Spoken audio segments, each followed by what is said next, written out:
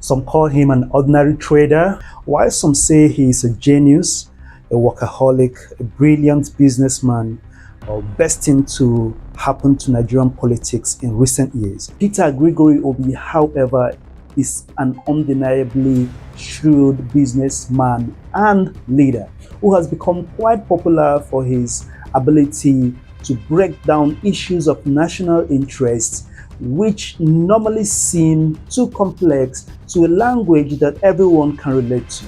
He does this with the aid of very wide range of statistics and figures which he normally quotes as if they were his own names. If there is one important character that has been observed in Peter Obi over the decades of his involvement in business and governance, it is his consistency in his ideas and methods on issues of national building, reduction of the cost of governance, fighting corruption, and getting leadership right in Africa. Listening to him reminds one of other great African leaders and orators like the late Nelson Mandela, like Professor PLO Lumumba. I recently made a video of the powerful speech made by Professor PLO Lumumba in Nigeria. You may want to see that one after you watch this video. Believe me, you don't want to miss any of these speeches. Why are these speeches so important, you may ask? Well, in most cases, out of the abundance of the heart, the mouth speaketh, especially when the speaker is consistent over the years. I hereby invite you to savor this amazing speech delivered by His Excellency Mr. Peter Obi 4 years ago in 2018 at the Nigerian American Business Forum. It is undoubtedly one of the best speeches in leadership and accountability, especially on African leadership and accountability, that you can find anywhere. I call it Peter Obi's MasterClass. Please watch everything, very educating and interesting. Possibly watch it with your friends and family or share it with them on social media. Sharing is caring. Please don't forget to subscribe to the channel to get more of these kinds of content. Remember that when you like the video, you encourage YouTube to show the video to much more people and spread the message. So please share, like the video, and tell us what you think in the comment section below. My name is Anaturuchi Green, and I just want a Nigeria and an Africa and a world that we all can truly be proud of. Chief Peter Obi is the former governor, native of Anambra State. Peter Obi is a businessman to the core. He has held several managerial positions in different firms and companies. Amongst these companies are Next International Nigeria Limited, Guardian Express Bank PLC, Future View Securities, and he was notably the youngest chairman of Fidelity Bank. That deserves a round of applause. To be a chairman of a bank is a big deal. Peter Obi operated a very meticulous financial regime in Anambra State that includes cutting of unnecessary spending and plowing of revenue wastage, amongst others. It gives me great pleasure and honor to bring to the podium Chief His Excellency Peter Obi. You're welcome.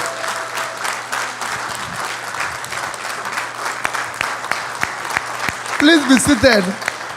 You know, I don't know how you go doing it when you're going to speak after my young brother fella, and after people have eaten, when they actually need to just be sleeping. Mine, I think I was given up to 30 minutes. That's very good. I'll speak past fella because I'm a senior. For me, let me start by most sincerely thanking the organizers of this event and thanking all of you who have sacrificed to be here. That means, I know we're talking about investment. When I was invited to this event, I don't know the people, I've never met them, I've not met Ken, I've not met anybody. And I recall my wife asking me, Peter, must you go to everywhere they invite you?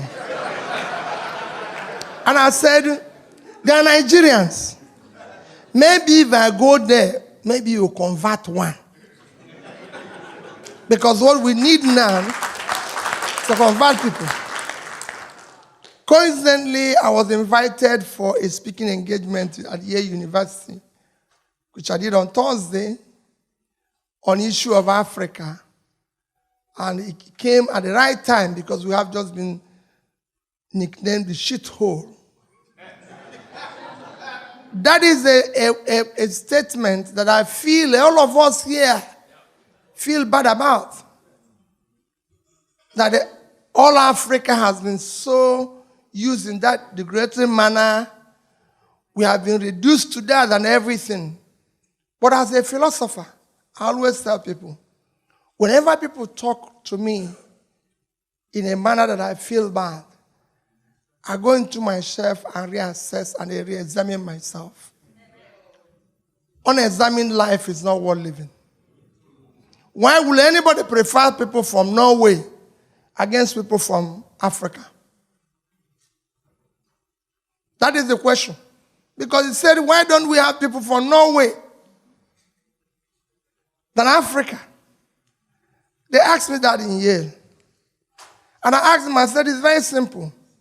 Norway has 1 trillion sovereign wealth fund, and their per capita is $70,000. And that of Africa is 2,000. It's a simple thing. It's for Africans to go back. I've listened to Fela. Wonderful, and I'm sure you'll get more from Ben Bruce and the Doyin and everybody. But it's what question I ask myself, and you see our country today, the way it is and everything, everybody's saying how we're going to change it.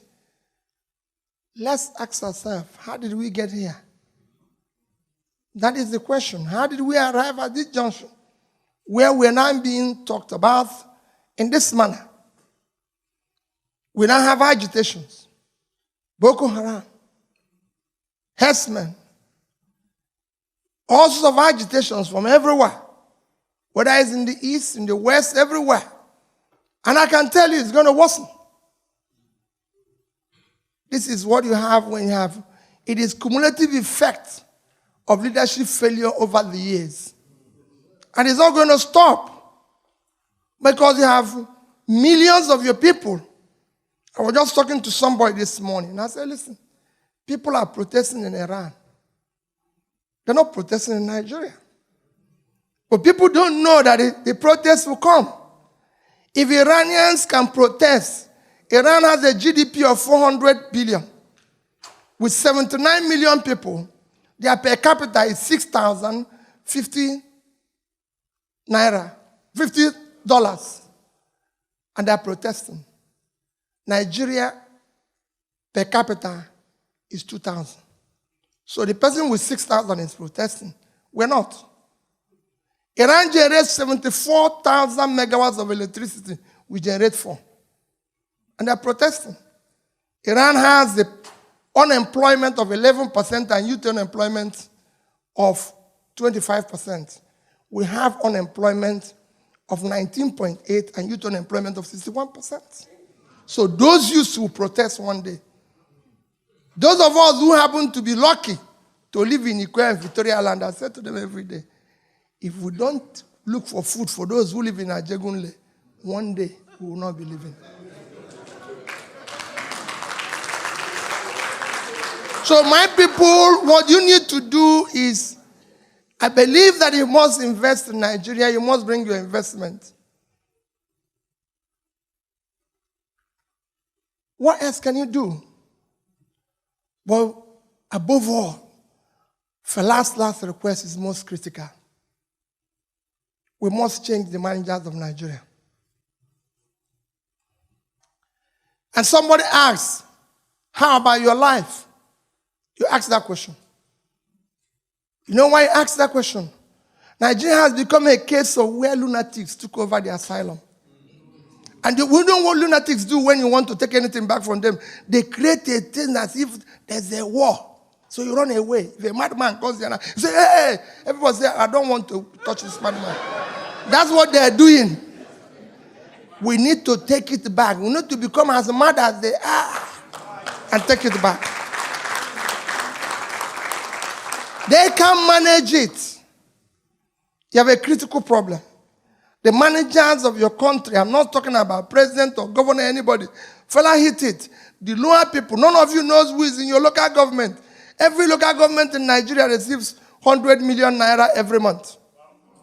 Go and look for their chairman, they are nowhere to be found. And the same thing goes with your state.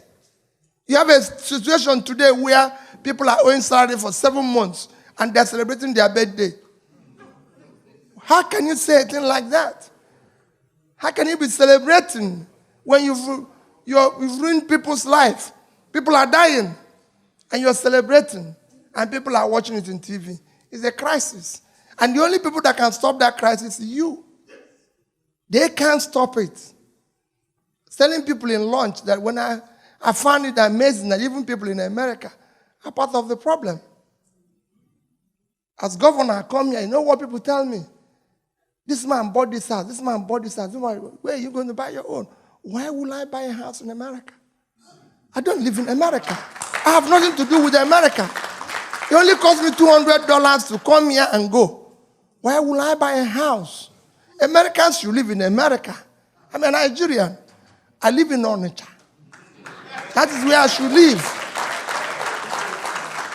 I go to South Africa. I go to everywhere. I say, buy a house in South Africa. How many South Africans have bought a house in Nigeria? How many Americans have bought a house in Nigeria? So why would Nigerians come here? You live here. Yes, you can own a house here. But not people. I come here as governor and Nigerians will tell you, oh, let's bring somebody and have a party. Why will I leave Nigeria to come and do party here? No way. I should come here as a beggar for you to give me something to take home, not to come and celebrate here. I have people who need food in the country. And Nigerians are celebrating here. And you go there and become them His Excellency. When you should push them to go back and do their work at home. So start telling them, if your governor comes here or local government chairman, do not be part of celebrating him. Tell him to go home and fix what he's supposed to do. Don't encourage him to waste the resources. He didn't come with his money. He came with your money. We're asking you to bring back your own. What we need to do is to manage that which is there effectively. Your country, to tell you how bad your country has gone. In 1980, Nigeria as a country had a foreign reserve of $10.5 billion. 10.5. China is 10. South Korea that somebody mentioned here is 3 billion. The country was far bigger than South Korea. Had more money than China. China had a population of, today, China population is 1,317,000,000. Nigeria is only 186 million. But what is happening? Today, China has in savings 3 trillion and we have 30. We had 10. They had 10. We had 10.5. They had 10. Today they had 3 trillion. We have 30. 1% of what they used to have. Today, South Korea savings is 400 and something billion, and we have 30. What went wrong here? And I can show you nations on nations. We are supposed to be part of the so-called all of nations. Now we have put us to mint nation. We're supposed to be now mint nation because we miss where we're supposed to be, where China, everybody is. They said we are not part of BRICS nation. They put South Africa instead. Why did they put South Africa? I've asked that question. You don't have the infrastructure. You don't have what it takes. But look at the BRIC nations that we were put into. If you look at the 4 BRIC nations, it's Mexico, Indonesia, Nigeria, and Turkey. Look at our GDPs. Ours is not even half of the list. The GDP of Mexico, which is not there, that they call anything, is 1.3 trillion. Mexico has today savings. Their reserve is about 170. Of course, you can go there. Both inflation, unemployment, everything is under 10%. Their market capitalization is over 400 billion. Indonesia, which has more population than us, a population of 250, has 1 trillion GDP, have $110 billion in reserve. And of course, can go, their market is over 400. Market capitalization of their stock market is over 400. Turkey, which is smallest among them, 80 million people, has 895 billion GDP. Their reserve is over 100 billion. Nigerian GDP is 400 billion. And on top of it, our government have the most wasteful people in charge in the world. We're in the state of Florida. This state has a GDP of $793 billion. That is twice the GDP of Nigeria. Your richest state in America is California, with a GDP of 2.6 trillion, 6 times Nigerian GDP. With a per capita of 50,000, Nigeria is 2. Can governor of California drive 5 vehicles at a time? No, I'm asking you people a question. So we need to fix it. Can governor of California use 5 vehicles at a time? No. In your place, they use 30 and call it convoy. If it's not madness, tell me what it is. Or you think madness is when somebody doesn't have a cloth? No, there's first of all madness. That's what we need to fix first. So I want you to be part of that change agent fella is saying. Let people have souls and care for their people. That is what we need in our country. We need people who can think. How did China change? What happened to China? How did they change? Even just in the year 2000, China had been able to build from year 2000 to year 2000, to move from, go and check their GDP in the year 2000 was just 1 trillion. Today it's 12. Why is our own still 400? Why are we not investing in the right thing? Today everybody knows, everybody is investing in education and all that. We're not investing. People are telling why the problems will happen in Nigeria. How can it solve? 60% of the people, children out of school, live in sub-Saharan Africa. 10 million live in Nigeria. Yes. You can go and check your records. I saw somebody the other day. A particular state in Nigeria, Zamfara. Let me just call it. In the last year, NECO had only 110 students. Only 24 passed. A state of 5 million people. They are all commissioners now.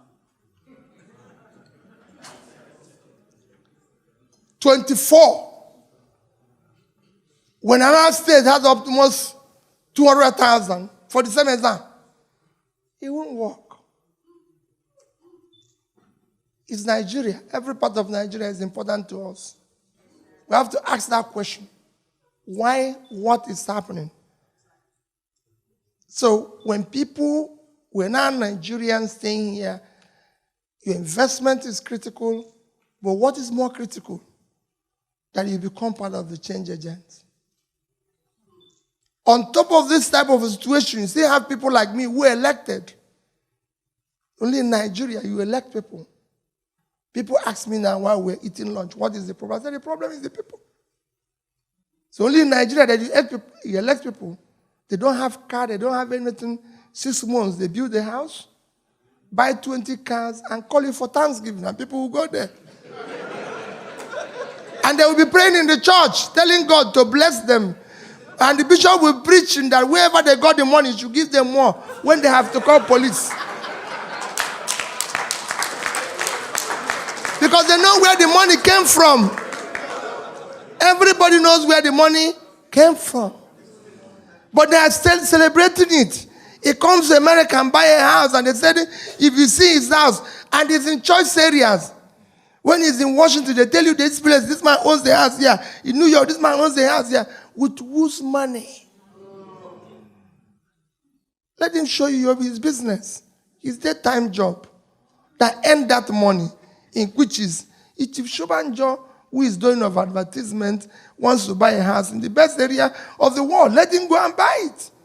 But for God's sake, why would Peter Obi come and buy the choice area in Washington when he didn't own it before? A governor built a house that is unbelievable, and they asked, he said, I used to have the money. Why didn't you build it before? Hey, wait a minute. What are you telling us? And you're owing us salary. Even if you had the money before, you would have kept quiet. The rascality must stop. That's what we need to do first. Let's deal with this rascality first. It's when we stop this rascality that we can now... There's opportunities in Nigeria, my dear people. As for investment, I know you're worried about the country. You're worried about this. Let me tell you, the opportunity you have in Nigeria when it comes to investment is not anywhere in the world. It's not anywhere in the world. I'm sorry you live in America. The reason why I'm saying this is that if we have good managers, even when people talk about borrowing, like our friend has said, there's nothing wrong in borrowing. You live in an 18 trillion economy, isn't it? America is 18 trillion GDP. But they're owing 21 trillion. Simple. Even China that I mentioned is owing 5 trillion. The entire debt of Africa is under 200 billion, which means Africa can borrow more. But who is going to manage this new money we are going to borrow? Is it the same character that is there now? No.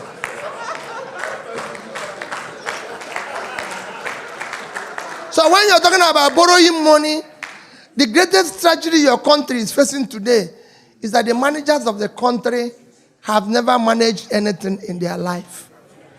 If a man has not created wealth or managed anything, he cannot manage public one. You suddenly find somebody who has never seen 1 billion and then throw him and say he's the governor to manage 12. Go and check it all over the world. All lottery winners went bankrupt. If you give it to fella, you manage it. That's why he's who he is. He's telling you everything he told you here is correct. These countries are run today like business. They are managed by people who have managed something. Any manager, people say, oh, Peter, when you went there, what happened? This, that. No, there was no difference. I had a business that I was running. So I know profit and loss. So when I went there, for me, it was a profit and loss. How much do we get? How much are we going to lose? Why should Governor of Anambra State have a lodge in Abuja? For God's sake. This man doesn't live in Abuja. Why would I have a lodge in Abuja? My predecessor bought it for 800 million. We furnished with 200 million, 1 billion, and we're spending about over 10 million every month to keep this house going. I said, no. What are we doing? It's too expensive. I don't live in Abuja. I'm governor of Anambra. I have nothing to do with a lodge in Abuja. We have to shut it down. It doesn't work. And they say we have to use it. We have 15 vehicles. 15 in Abuja. 15 vehicles. So 15 drivers. Doing what? Say, listen, we're not governor of Anambra State. And I have 15 drivers in Abuja. How can this be? And people give us the schools that we need it. We even have a lodge in Lagos. Tell me, what type of rascality is this? I said, no, it cannot happen. We have to shut all these things down. We don't need it. Because it doesn't make sense. If you go today, we have given it to United Nations. That's where United Nations is since they bombed their place. A year after I became, I said, no. Imagine the amount of money it saves us every year. I can go on and on. Because we had 30 vehicles, we had a fuel dump. Almost a filling station. For what? Why are you going to have all these costs? You come, if I tell you people the cost of governance in Nigeria, you won't be talking about investment here. Is wickedness of the highest order. And people do it. I was just talking to a lady this one. I said, on top of it, they add the office of first lady. What a confusion is that? Do you have office of first lady in Florida? So why is it in Nigeria? This is a $793 billion economy in Florida. I just shown you that one state is 6 times Nigerian GDP. The governor of California does not have office of first lady. It's the wife who should be at home and look after him. Why create additional confusion by creating another office with another convoy? Another set of convoy, if you pass their own self, it's longer than their husbands.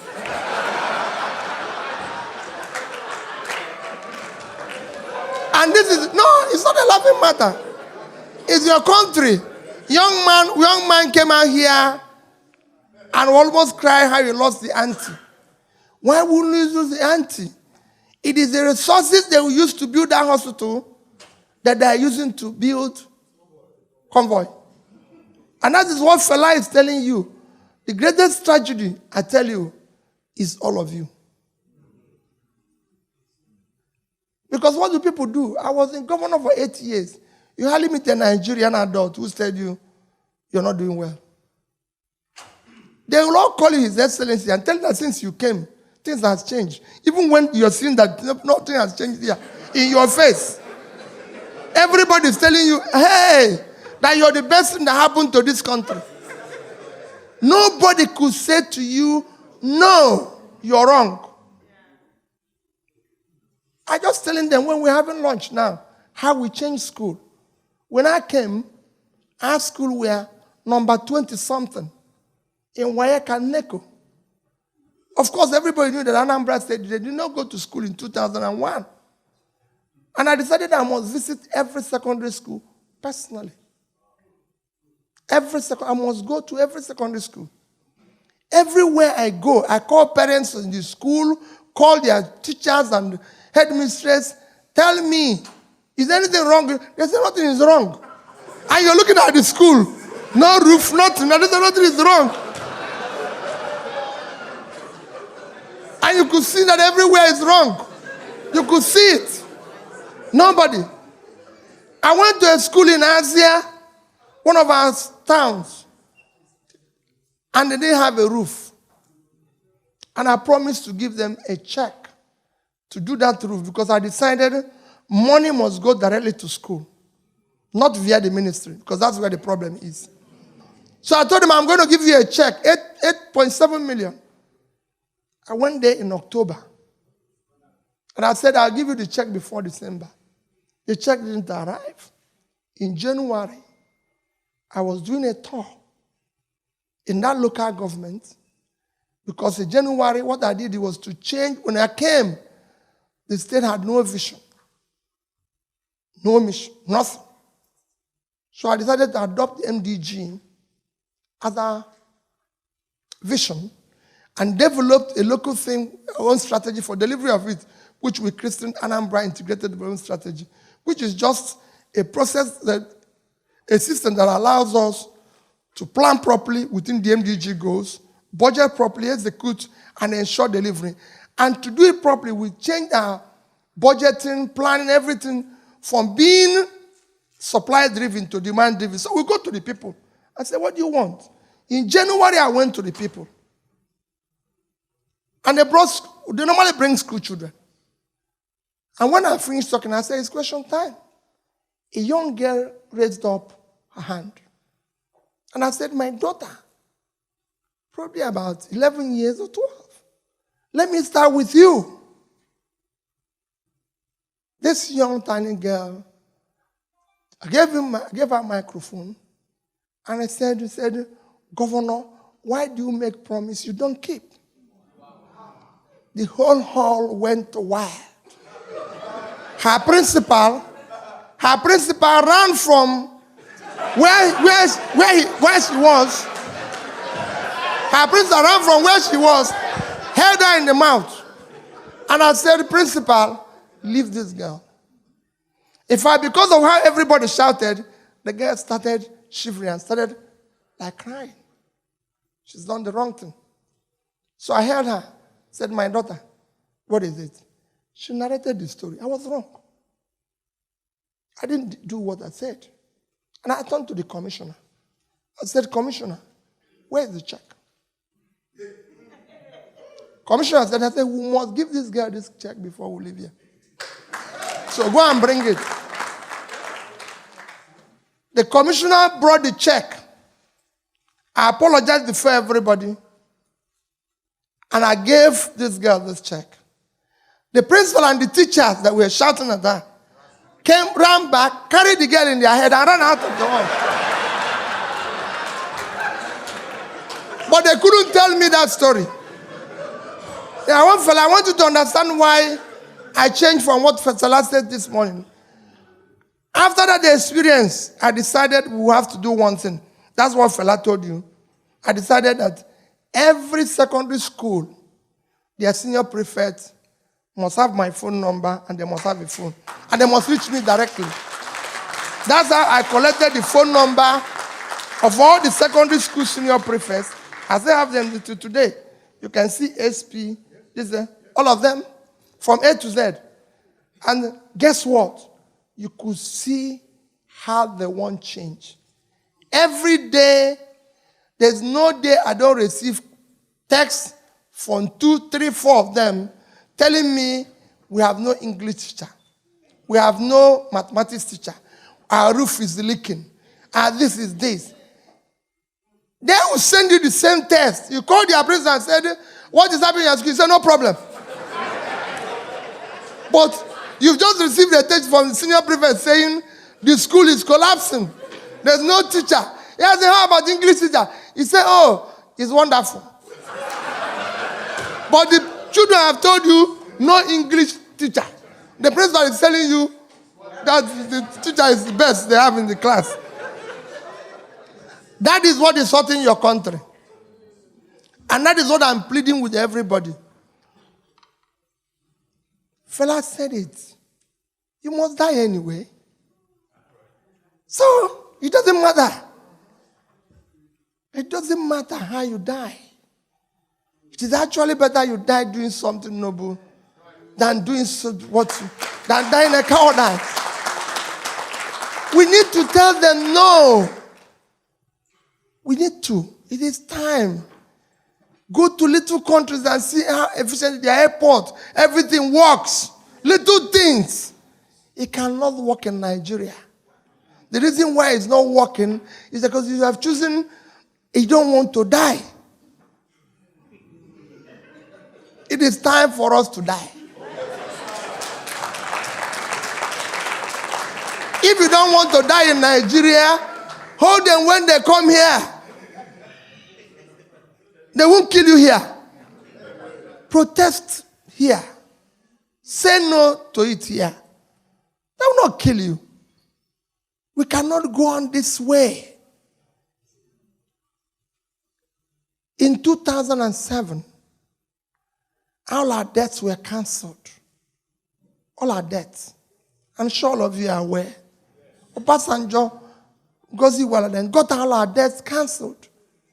2017, 10 years after, we're owing $60 billion towards what we used to owe. What did we use it for? Senator, I just said 64. We were owing 30 when it was cancelled, and we are celebrating. 10 years after, it has doubled. What was it used for? That is the question. Every state today is owing a debt that the next governor cannot. And I said to people, I have been governor for 8 years. We didn't borrow one kobo from anybody. I can say it, any Anambra person here can testify to, we have the best road network of any state in Nigeria. Our schools were the best. Dr. Liu had just told you about Wilo. I don't know Wilo from Adam. I knew him when I became a governor. He told me he's a heart specialist, that he can do heart operation with this. I said, why don't you come and do it in Anambra State? He told me, there's no hospital where he can do it. I said, you know what you're going to do? Give me the cost of all the equipments you need to do it. And I went to a mission hospital. By the time we calculated, everything came to almost ₦1 billion. I wrote the check and gave the mission. I said, listen, set it up. He's there, he's working. They haven't operated on me, but they're saving other people's lives. Why will I use that money? Why will I take that money to come and buy a house in Atlanta? Do I live in Atlanta? No. If I come to Atlanta, I pay for a hotel and go. This hotel room cannot cost more than $200 a night. I won't even pay if it's more, because I only want to sleep. And people come here and pay for $2,000 to sleep. If anybody takes $2,000 from me, I will be awake, thinking they're stealing my money. Why will I sleep?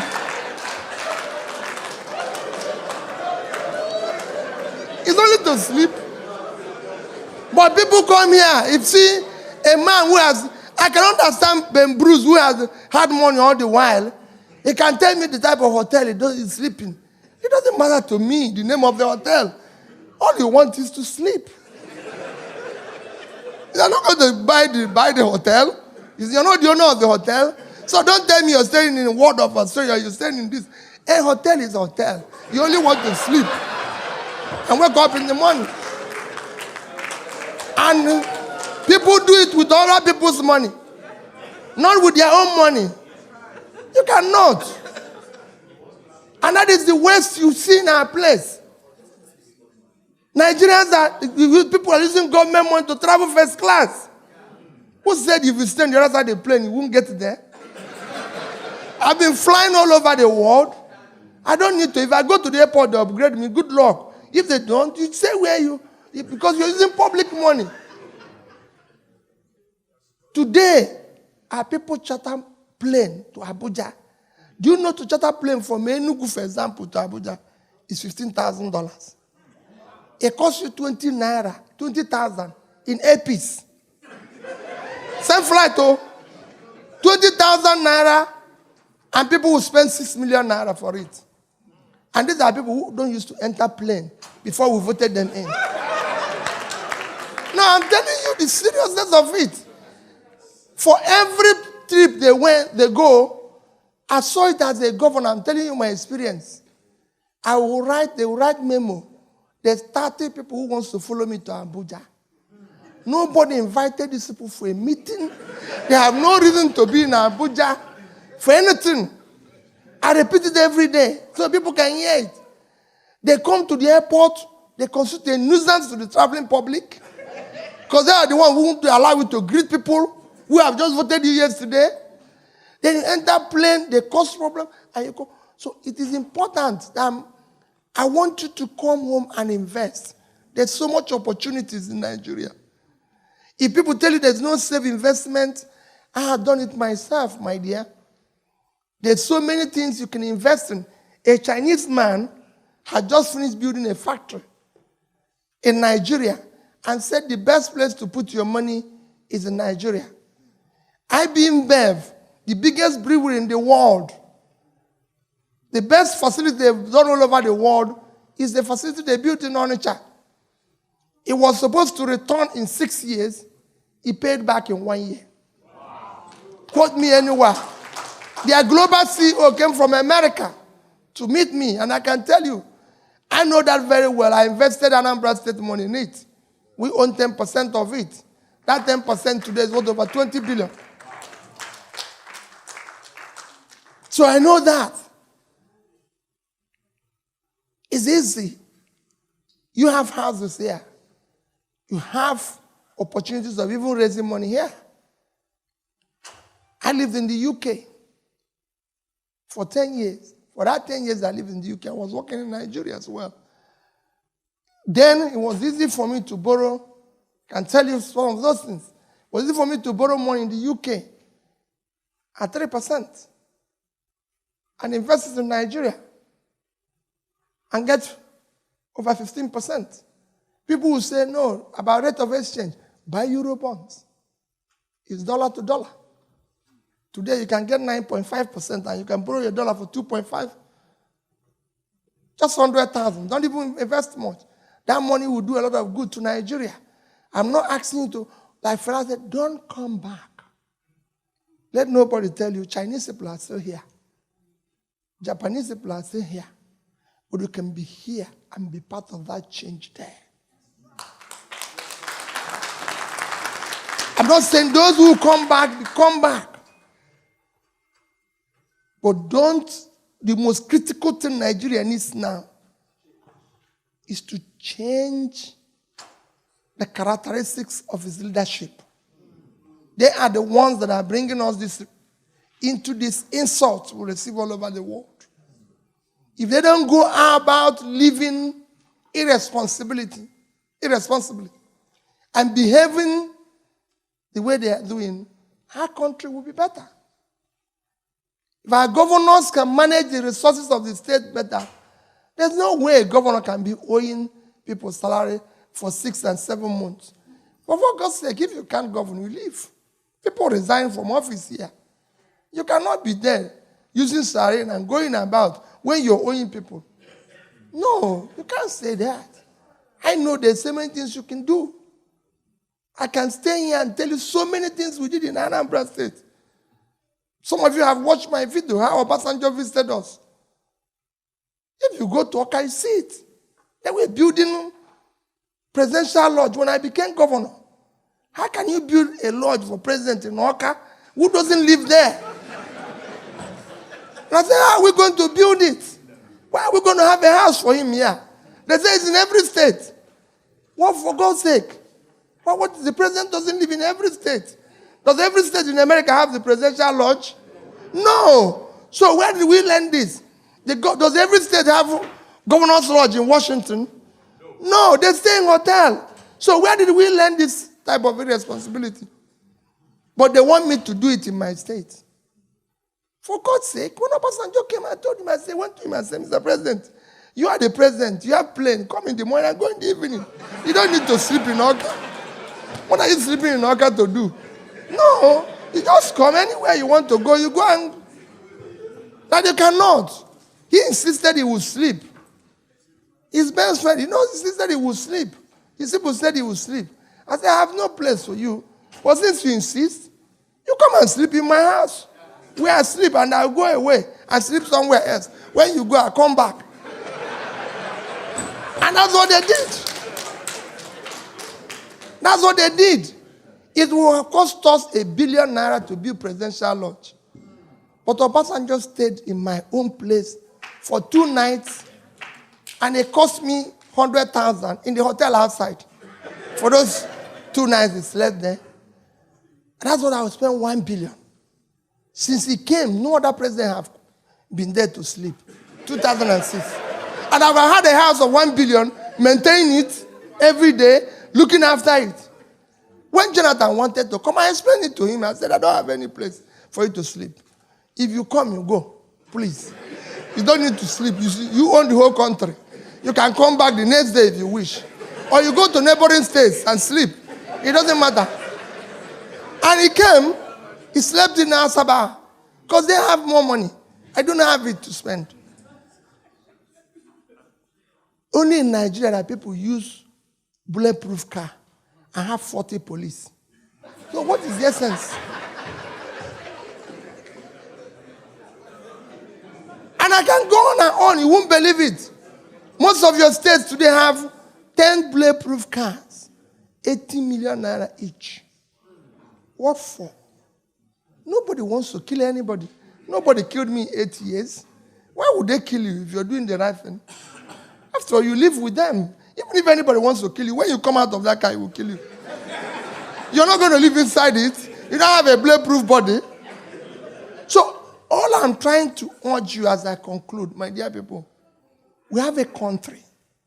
The first thing you need to do is to say to yourself, all of us must now question the rascality of our country.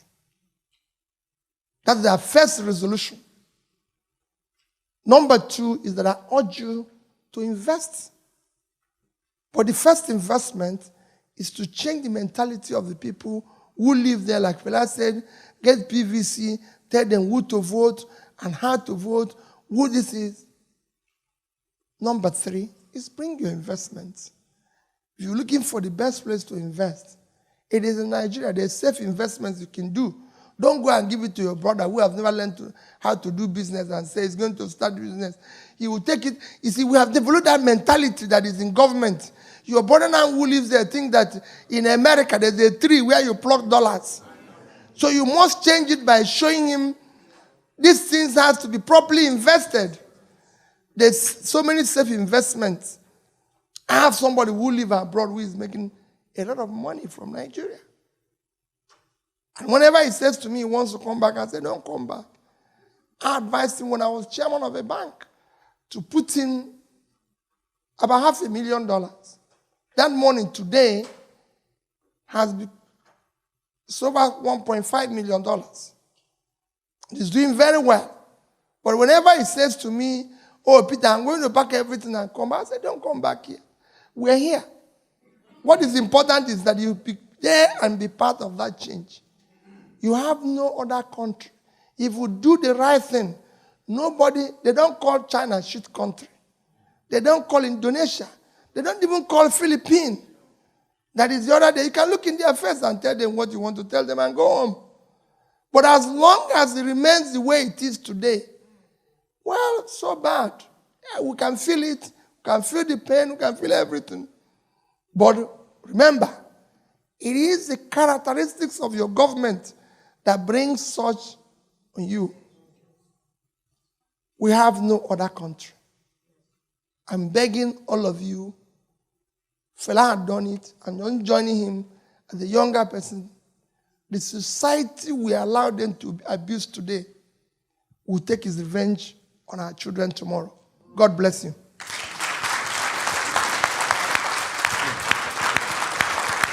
Come on, you can do better than that. Come on.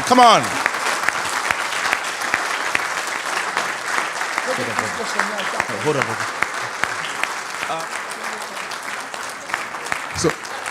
So we truly appreciate him, and we'd like to present this on behalf of the NABF to Governor Peter Obi, appreciating him for this notable effort. Thank you so much.